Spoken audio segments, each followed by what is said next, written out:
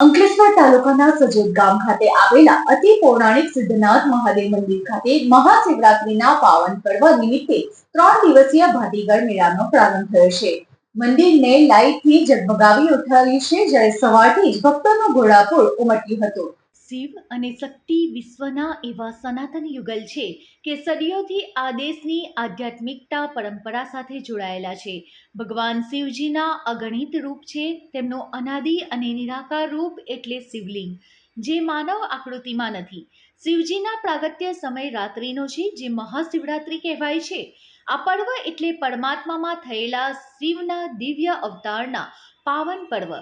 ત્યારે મહાશિવરાત્રી નિમિત્તે અંકલેશ્વર તાલુકાના સજોદ ગામ ખાતે આવેલા અતિ પૌરાણિક રુદ્રકુંડ સિદ્ધનાથ મહાદેવ મંદિર ખાતે વર્ષોથી પરંપરાગત અનુસાર ભાતીગળ મેળો યોજવામાં આવ્યો હતો.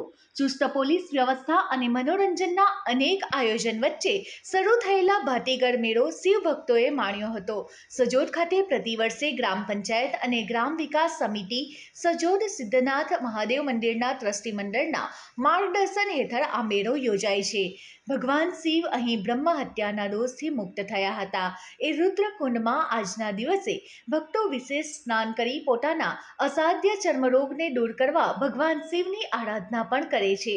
સજોદ ખાતે પ્રારંભ થયેલા ભાતીગળ મેળામાં સવારથી જ ભક્તોની ભીડ ઉમટી પડી હતી અને સવારથી દૂર દૂરથી દેવાધિદેવ મહાદેવના દર્શન માટે લાંબી કતારો લાગી હતી.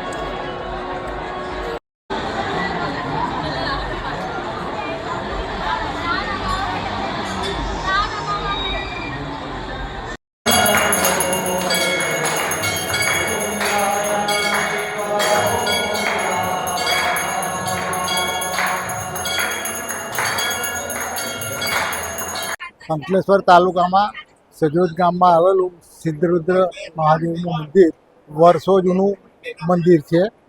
ખૂબ પુરાણું મંદિર છે. આનું મહાત્મ્ય બહુ જ.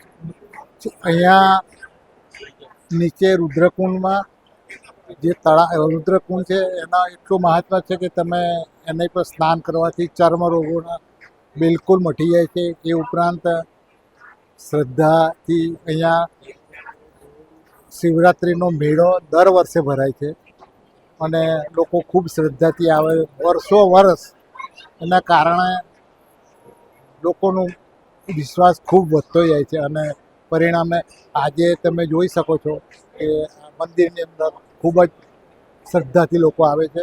મનોકામના ફળે